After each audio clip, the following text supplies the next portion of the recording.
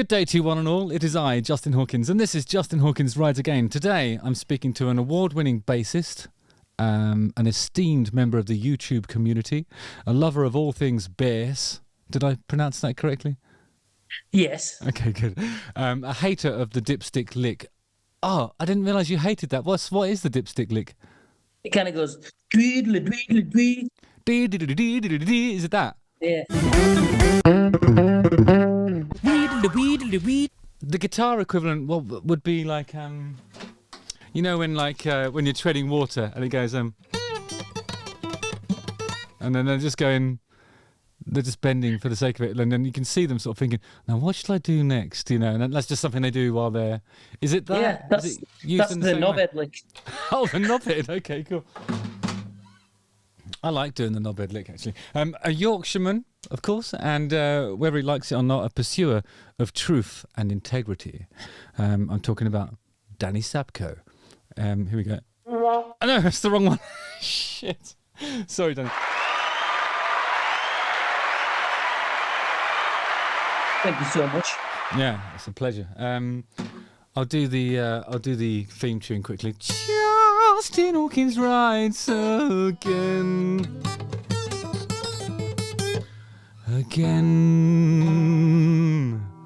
All right.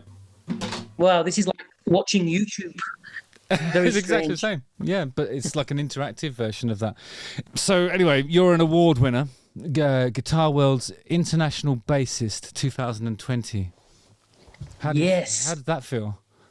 Well, I played it really well, you see, because I've entered this competition quite a few times, and this time was in lockdown, and I got really lucky because, like in the previous years, you have to go and play live in London, whereas mine was all on video, so I could do 27 takes, Aha. So it was the perfect year for me. And they haven't done one since, so I am the reigning champion. I mean, there's a common misconception that the bass community wants democracy. They don't. They want a leader, and I think they've chosen you. Yeah, and so I'm happy to continue with my role as long as I'm needed. You play other instruments as well, don't you? I do. I actually started off on guitar. The first time I ever played bass, I was live on stage in a pub. Some band needed a bass player, so that was it. I never looked back from there.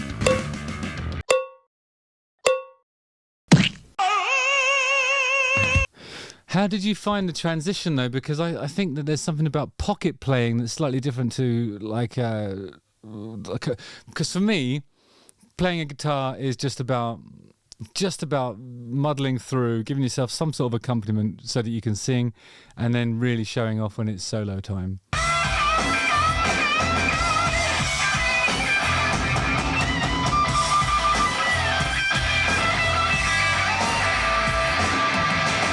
But I think for bass players, there's something about the pocket and the groove, and it's about the people on the floor actually feeling it in the way you feel it, and it's a totally different set of skills, I think, isn't it? That's exactly it. They say that you feel the bass in your chest rather than you hear it.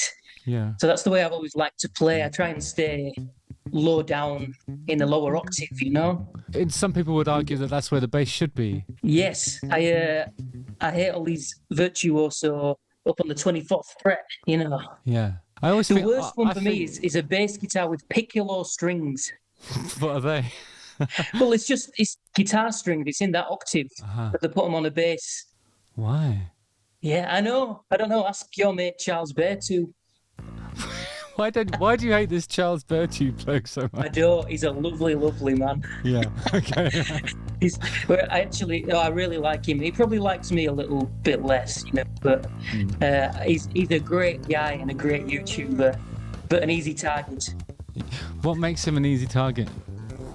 Well, he's posher than me, you see, but I feel like he embraces it. Right. See, I knew this was all going to be fine. He's a really nice guy, and he likes me, and... Oh wait, there's a little bit left of the video. And I'm sorry for calling you a posh ginger pont. Posh ginger pont. Posh ginger pont. I suppose it's a class thing that we're talking about here, isn't it? I really Yes. enjoyed when you were sort of calling out. What's that guy with the smug expression and the sleeveless t-shirts, the fancy cars, and Oh, Mr. Giacomo Turra. yes, so he's the fake, right? Because I've seen a lot of videos. I mean, I'm currently enjoying a social media sabbatical, and I don't know whether this is a coincidence, but it began when I stopped smoking. And I have not smoked, and I have not looked at social media, and I think those two things are related.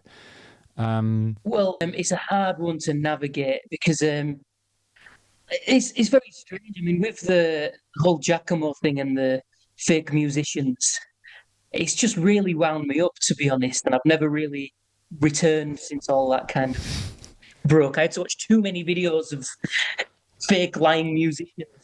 It turns out, from the very start of his social media rise, Giacomo's been using other people's compositions, not properly crediting the artist, passing them off as his own, and selling tabs and isolated tracks on his website and Patreon. What I sort of initially sort of got my attention was the stealing of compositions. But from then it took a whole life of its own, with people saying that he's not playing at all and he's miming along to sped up tracks and stuff like that. So Rick Beato ploughed in, didn't he? It was very interesting with the whole Giacomo thing because at first no one would talk about it because I think they were a bit worried. And I was worried to mention it first because I thought if I've got anything wrong here, then this could be the end of me. No. Do you think it would be a defamation case? Absolutely. But so after the initial kind of everyone being afraid to talk about it, and Rick sort of danced over it a bit, it was Fantana who made a really good video about it. That makes it all seem like there actually is something to the claims that are being made here. But yeah, screw me, I guess, for making the foolish decision to trust a musician. And from then the floodgates just opened and everyone started talking about it. Apart from Justin Hawkins Rides Again. No! But, he's made a bit of a comeback as Giacomo, and there's been calls for Detective Dipstick to take him down once more. But nice. I don't know if I want to keep getting involved. I feel like that ship may have sailed.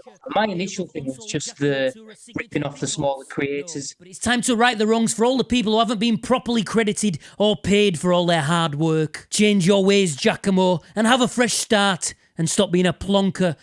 I mean, you've got to fake it until you make it, though, haven't you? Even if it means climbing over the corpses of smaller creators. I mean, that's... Well, it's funny you should mention that because that's kind of what I did in a much more acceptable way, because I did 8 years of YouTube before I really got anywhere. And it wasn't until I started taking the piss out of people and annoying them that I got their attention. But I think you're allowed to take the piss out of people if you're better than them. Maybe, but I'm not better than Charles or Davey 504.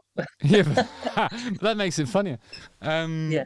I don't know, I suppose... but you know what I mean, though? Like, if you're an accomplished musician like you, then I think it's okay, isn't it? Like some good-natured ribbing. I was always sort of a little bit reluctant to do that myself until I heard that utterly appalling Extreme song, and I just had to say it was, that's not a very good example. I think this is pretty wholesome, actually. There are so many beautiful girls. But it is shit at the same time. Yeah, it is shit. It's really shit. Anyway, so tell me more about your bass playing. Who are your bass influences? Who are your favourites? So, I'm a big James Jamerson fan for all the Motown stuff. Yeah. I'm a big Lemmy fan, even though he's not overly technical. And really, those are my two styles. Was Lemmy a Rickenbacker guy? Oh, yeah, man. Yeah. Yeah, he's number one in the Rickenbacker standings for me. Mm-hmm. So if you would, sorry to interrupt you, Danny, but if you were going to build a Rickenbacker band, it would be Lemmy on bass, Tom Petty on guitar, presumably. Who else is in this band? Well, we'd probably have George Harrison. Oh, yeah, of course you would, yeah. But I don't know who played the Rickenbacker drums. Well, maybe you don't need drums. Maybe just a drum machine. There must be a Rickenbacker drum machine at some sort of.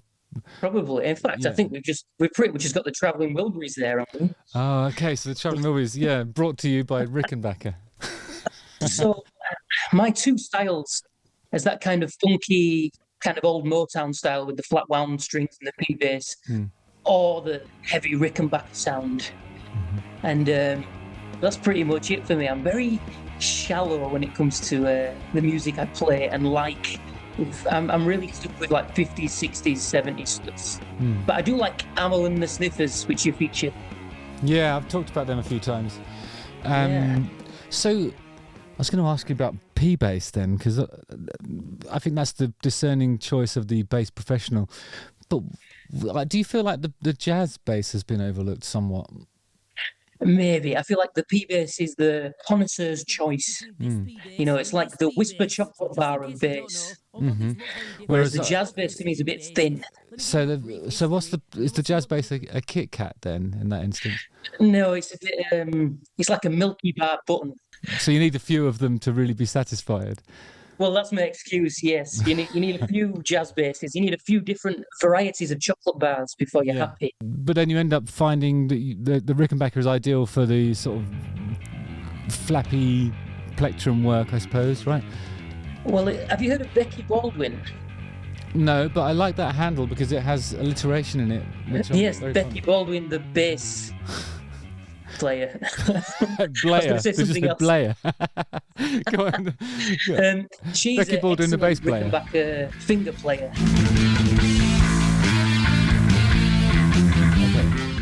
Whereas I really struggle with it. I'd move on to a P-bass if I was playing with my fingers. Rickenbacker just suited for pick. Do you ever find yourself sort of looking at bands and thinking, I'm not sure about that bass player. I like the rest. Or are you? Because when I go and watch a band, I tend to stare at the drummer, and I think it's the heart of the whole thing. It's like if you've got a shitty drummer, then you might as well just. Yeah, you know, I found this recently. I tend to stare at drummers as well because they're the most facially sort of exciting, I think. Yeah. So I do tend to lock into looking at drummers.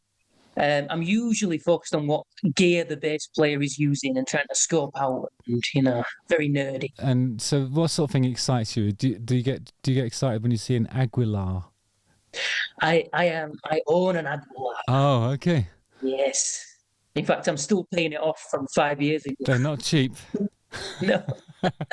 But I love the old Ampex as well. Yeah.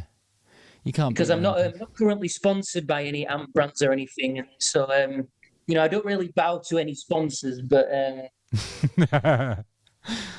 all right, so your ideal rig then would be an Aguilar that was paid off, like maybe the signal was split between that and an Ampeg for some growl. Yeah, and we blast it for left and right for different sides of the stage. Yeah. And you'd have a double neck bass with a Rickenbacker and a P bass. But I won't be able to reach the bottom one. That's true. So you'd need some sort of bracket that rotates the basses around. Yes. Or you could put or a stand to put one of them on. Oh yeah, that'd be nice. Yeah, I could just have two basses. Yeah, that's a good idea. Or do the Michelangelo Battier bass. So we have both covered the Velvet Underpants, Velvet Sundown. I really enjoyed your using AI to enhance their already possibly AI imagery. So using AI, let's make them a bit more cock rock. So we'll take this picture of the band and... that's quite sickening, but yeah, let's use it. Bloody hell, we've made the drummer into a cross-eyed cross-dresser. It is definitely AI. Are you saying that because one of them had a capo that also was a pair of headphones? Well, I've not released this yet, but I've got a new little AI project. Oh, nice. And it's not AI. It's more to do with the copyright thing we've been talking about. Yeah. And I'm trying to copyright silence at the moment. That's so brilliant.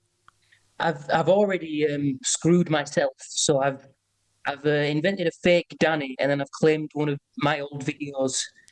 And new Danny is now earning money, and I'm having to fight it and dispute it. Oh, brilliant. So that's going to be another video. But now I've just tried to record 2 minutes of silence and get that content ID'd on YouTube. That's a to really see good if they'll idea. accept it. You know, in an allegorical tale, years and years ago when MySpace was a thing, my friend and I were doing just some of the most appalling music you've ever heard. And we had like a little following of about 100 people on there. And we promised them that we would do a double album in a day because we were pretty prolific and we felt confident. Then on the day, we just ate a load of cakes, and then we had like this sugar crash, and we couldn't do anything. So we just wrote one song and then put like a really, really long reverb tail on it that lasted for the rest of that album and then the next album as well. Brilliant. So I don't know whether, I mean, by the end of that, it was probably nearly silent. Some stoners will be trying to find the meaning of all that. That was our target audience, to be honest. Yeah. And people who are enthusiastic about eating cakes and then sort of going into a cake coma, listening to a reverb tail. Nice. Niche. Oh, a reverb tail. But LE. Like, what was that Christmas song? Only a Winter's Tale. Yeah. Was that David Essex? Yeah, man. Only a reverb tale. I found this picture of David Essex, actually. I'm going to show you. Because I was looking, I don't know why, but I was looking for pictures of David Essex and I found like, Google Images kicked up two that looked like he was in a similar sort of stance, but obviously probably taken 50 years apart. And then I thought, oh my God. So I thought if you hold that close enough to your eyes, it becomes one of those sort of 3D, you know, like a stereo image, but because one of them is him really, really old, it's actually 4D because there's time as well. So you get like the 3 dimensions of the individual plus the duration of time. So I think that's the first 4D image, and it's David Essex, creator of A Winter's Tale. Well, it's interesting he had that stance that he still does. Have you seen the new conspiracy with Sir Paul McCartney? No. How he, when he's in an interview, when he scratches he always does this. Mm-hmm. And then they say that, you know, he's flipping off the reporter. Yeah. But people have debunked it and just said, well, he just does that. He's just scratching his face with that. But the rumour is that he's been doing 50 years of flipping off reports. I think that's exactly what he's doing, because it always seems to happen when they ask him an awkward or personal or otherwise completely inane or banal question. Yeah, but here in Britain, did we give the finger in 1964? Well, doesn't he sometimes have a double scratch like this? Isn't he kind of like... So what's your view on Sir Paul McCartney as a bass player? Absolutely fantastic. Yeah. I think he's absolutely brilliant. Lovely melodic lines. Plays with a pick, which I appreciate because, you know, he gets a lot of shit from that, or people do nowadays. Anyway, how do you feel about bass players playing with a pick? I think it depends on their origin story. Because I think if it's like just somebody who's like doing it because they found the guitar too difficult, then I don't think they understand the pocket in the same way. But yeah, well, I think there's some really great examples of pick players who. Yeah, I mean the thing is that people used to say that, you know, pick bass players are how do you say, inferior? Does that mean less good? I think that means less good. Yeah, they are less good because they're just frustrated guitarists. Yeah. And it's sort of lived from there. But I say screw them. I think it's a lovely tool to have in the arsenal. I think so too. And we all like having lovely tools in our arsenals, don't we? Yes. There's a lot to be said for that. Did you ever play a Mustang bass? Yeah, I loved my Mustang bass. But it looks a bit too much like a little kid's toy to me. I want to, you know, I need something in between. I was shocked by the Mustang bass because I played one on a session once, and I thought, yeah, it's not going to sound right, but it did. You know, it actually sounded great, and it plays really like a guitar, actually. You know, so I could go It's not an easy riff to play, you know. No. You've got to have a bit of skill to be a dipstick. But why do you hate it so? I don't. It's just, I just thought it'd be very, very amusing. Yeah. I mean, the thing with and I think you featured it. I don't know if you saw it yourself. The where I'm taking the piss out of people selling the courses, and I did the little song. Oh, yeah, to Monty yeah. Python. Yeah, I saw that. Like, people really got angry about that, and they were like, "What's wrong with people trying to make a living and sell the courses?" And I was like, "Nothing." No, I don't wanna buy your fucking course. Your 8-week blueprint, method, system or source. It's just a funny song. Yeah. Please don't take any meaning from Yeah, I it. know. Well, people, I think I sympathise with that, because I think, you know, there are things that you do online and you just do it because it's a laugh, you know. But there's always, in fact, it's never a victim, but people sort of feel as though they have to, you know, defend whatever the fuck it is you're saying. I mean, so I always, when I pick an opponent, I'll tend to go for somebody like The Rock, who's more than capable of looking after himself. You know, I sort of victimized him for a little while on Twitter before it became X, and it would be like just done like 20 press-ups, not bad, The Rock, and I would just tag him in everything. Did that for a few months, and he just ignored all of my. Yeah, he probably never saw it, to be honest. I don't say that. I think my rule with taking the piss out of people is you always shoot up. You never shoot down, you know? Yeah. And there's a couple of times, you know, where I've sort of not been aware of my growing success and thinking I was shooting up, and then people saying, you know, why are you taking the piss out of this smaller creator? Yeah. And I'm like, oh shit, I didn't realise I was that level, you know? Yeah. Yeah, but is it other creators that tend to be in your firing line? People love a bit of drama, and it's usually just, obviously, you know, fake drama. Yeah. And I don't mean anything by it. And I feel like I mention all these people, and it keeps people talking about them, it keeps people talking about me. Mm-hmm. But then when I do something like the Giacomo thing, it confused a lot of people because I suddenly got very serious. Yeah. And people thought that was a joke at first, and they were waiting for Giacomo to fire back with a dipstick lick, and then, you know, but no, he's a real life bastard. Wow. So what about live stuff then? Is there a Danny Sapko live experience? Not yet. That's definitely the plan. I spent years just playing around local pubs in Bradford to the same sort of 8 people, you know, and that was my 20s.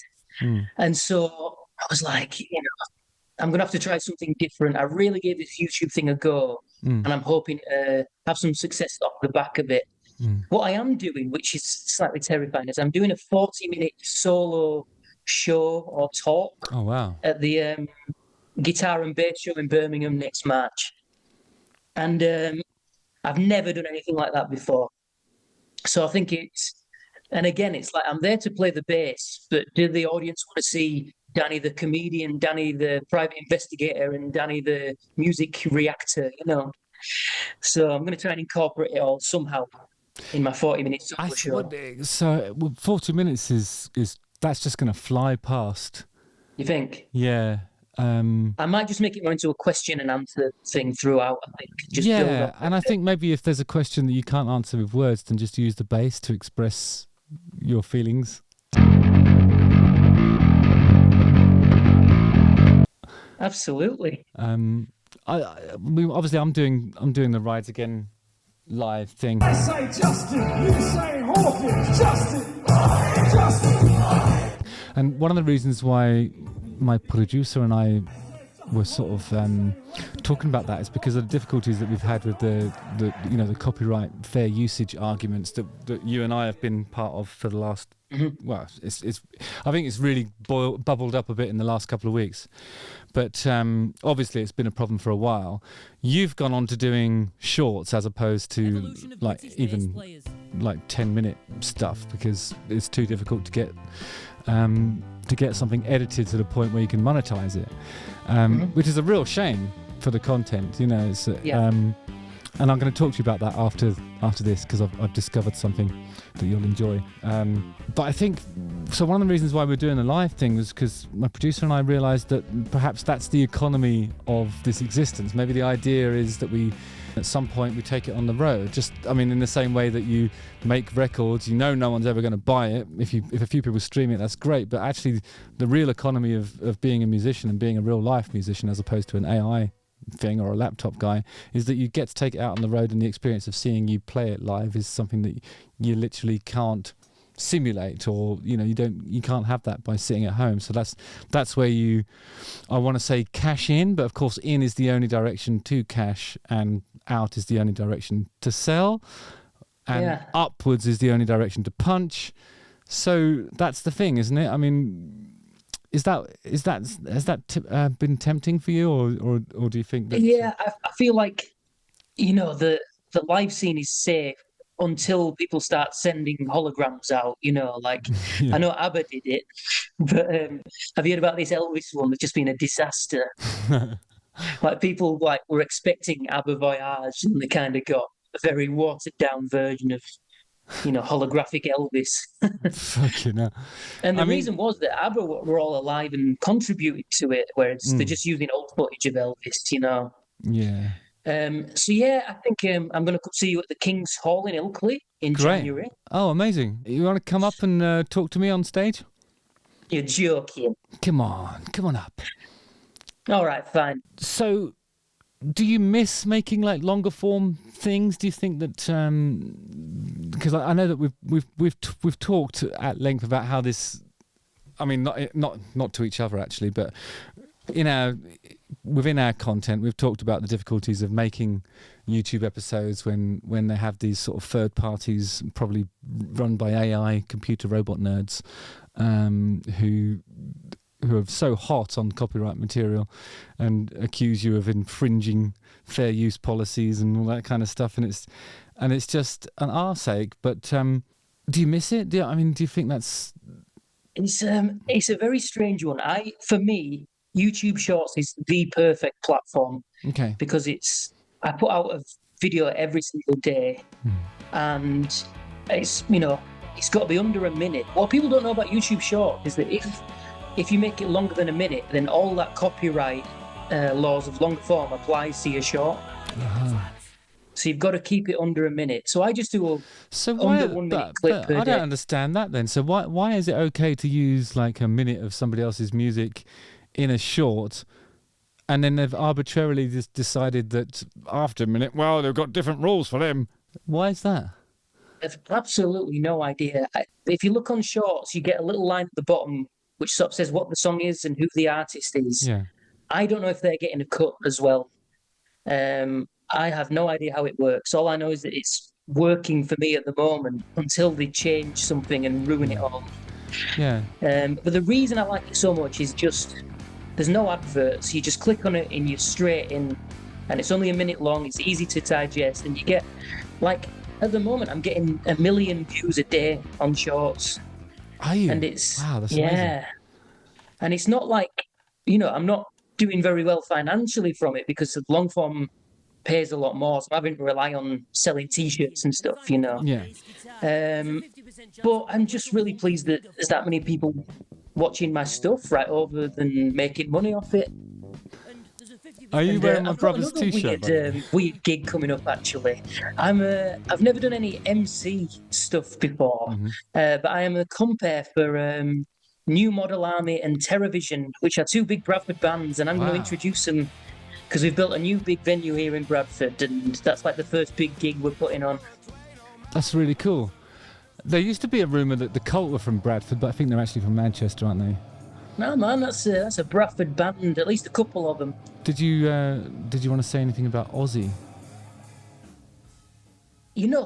I'm never really affected by celebrity deaths, and to the point where I always, I'm a bit snarky about people who are. But this one, it's strange. I felt like we knew him because seeing him on the TV and stuff like that, and he seemed like such a kind soul and stuff. I don't know. I probably didn't know him, and it's probably, you know, a lot of it is what you don't see is probably very different. But it just hit me. It really did. And I think it's such a shock because he was on stage Yeah. 2 weeks ago. But I'm glad he got out there one more time and did it.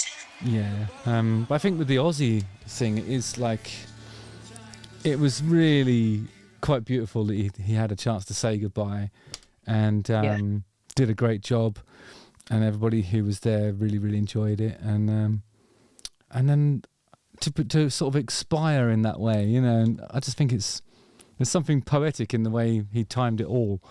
Well, it's an interview before he went on stage, like a few months before. He said, oh, I'll be hearing soil landing on my coffin by the time I'm retiring, and it pretty much came Well, true. it turned out to be a lifer, didn't he? And and that's really inspiring as well. So just, I don't know, for me that was like Ozzy and Tom Petty are the two that have got me. Right. You know, actually, I was pretty sad about Meatloaf as well, but I had a sort of more. Well, actually, I'm saying I don't mind all these, you know, I don't care about these celebrities dying, but I remember I had to take a day off work when Barry Chuckle died. Oh. He was my childhood hero. So what happened to Paul then? Presumably Paul. Paul's still going. Yeah. And in fact, he's got a Land Rover with the number plate is to me, to you. Awesome. Everyone loves a catchphrase. I mean, that's just the way, you know. What's your catchphrase, by the way? BEHS. BEHS is your catchphrase. BEHS, or don't be a dipstick. Yeah. Those are good. Those are good. We've actually trademarked BEHS. Good. And you're spelling it BEHS. Yep. Brilliant. And Bishop England High School are very upset that they can't sell their hoodies anymore. I was going to say British, particularly English home stores would be upset too. Yeah. Right, I'm going to sing the theme tune. Would you like to join me? I'll try. There might be a slight delay, but I'll try. That's the best bit. Justin Hawkins Rides Again. Nice. That's beautiful. Danny Sapko. Amazing. Don't forget to like, subscribe, hit the bell for notifications, watch one of these two videos. Go and see Danny Sapko's channel. There'll be links to that in the description. I think we'll do more stuff in the future. Maybe even live. Anyway, yeah, thanks so much, Danny. And I'm going to stop recording now. Lots of love to man, you. I've had a wonderful time. Thank you so much. Yeah, me too. So, yeah. See you later, guys. Nice one. Again.